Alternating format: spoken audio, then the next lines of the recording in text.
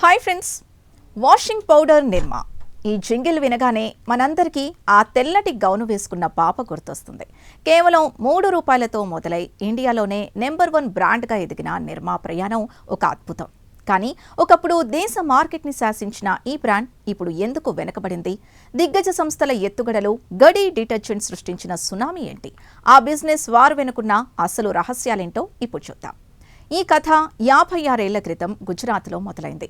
ప్రభుత్వ ఉద్యోగి అయిన కర్సన్ భాయ్ పటేల్ తన ఇంటి ఖర్చుల కోసం ఒక చిన్న ప్రయోగం చేశారు.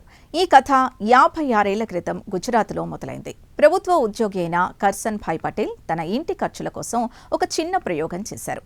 కెమిస్ట్ కావడంతో సోడా యాష్తో చవకైన వాషింగ్ పౌడర్ తయారు చేసి తన కూతురు పేరు మీద నిర్మా అని నామకరణం చేశారు. అప్పట్లో కేజీ సర్ఫ్ ₹15 ఉంటాయి.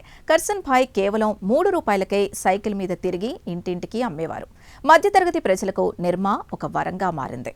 నిర్మా సక్సెస్ వెనుక కర్సన్ భాయ్ ఒక తెలివైన ఎత్తుగడ వేశారు.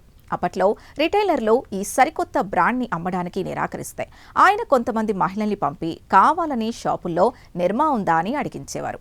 డిమాండ్ విపరీతంగా ఉందని నమ్మి రిటైలర్లు క్యూ కట్టారు. ఇక టీవీలో వచ్చిన నిర్మా గర్ల్ మస్కట్ దేశవ్యాప్తంగా ఇంటింటికి చేరిపోయింది. 1985 నాటికి 60% మార్కెట్ షేర్తో నిర్మా తిరుగులేని రారాజుగా నిలిచింది. నిర్మా దెబ్బకు అప్పట్లో దిగ్గజ సంస్థ HLL వణికిపోయింది. వారు ఆపరేషన్ స్టింగ్ పేరుతో ఒక రహస్య మిషన్ మొదలుపెట్టారు.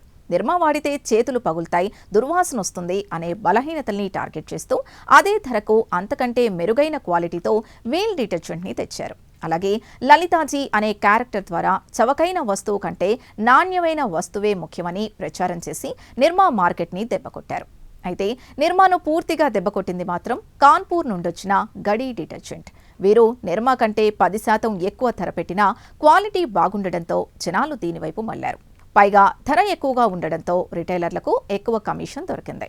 దానివల్ల దుకాణదారులు కూడా గడినే రికమెండ్ చేయడం మొదలుపెట్టారు. చూస్తుండగానే 2017 నాటికి నిర్మా మార్కెట్ షేర్ కేవలం 4%కి పడిపోయింది. డిటర్జెంట్ బిజినెస్ దెబ్బతిన్నప్పటికీ కర్సన్ భాయ్ పటేల్ తన వ్యాపారాన్ని ఇతర రంగాలకు విస్తరించారు. సిమెంట్, సోడా యాష్ మరియు నిర్మా యూనివర్సిటీతో ఎడ్యుకేషన్ రంగాల్లోకి అడుగుపెట్టి తన సంస్థను లాభాల్లో ఉంచగలిగారు. డిటర్జెంట్ రంగంలో ఓడిపోయిన ఒక పారిశ్రామికవేత్తగా ఆయన ఎక్కడా వెనక్కి తగ్గలేదు. చూశారుగా, నెంబర్ 1 అవ్వడం సులభమేమో కానీ దాన్ని కాపాడుకోవడం చాలా కష్టం. మారుతున్న కాలంతో పాటు మనల్ని మనం మార్చుకోకపోతే ఎంతటి సామ్రాజ్యమైనా కుప్పకూలక మానదు అని నిర్మా కథ నిరూపిస్తోంది. ఈ సంచలన బిజినెస్ స్టోరీ మీకు నచ్చిందని ఆశిస్తున్నాం. దీనిపై మీ అభిప్రాయాల్ని కమెంట్స్ ద్వారా తెలపండి. వీడియో నచ్చితే లైక్ చేసి ఛానల్ని సబ్స్క్రైబ్ చేసుకోండి.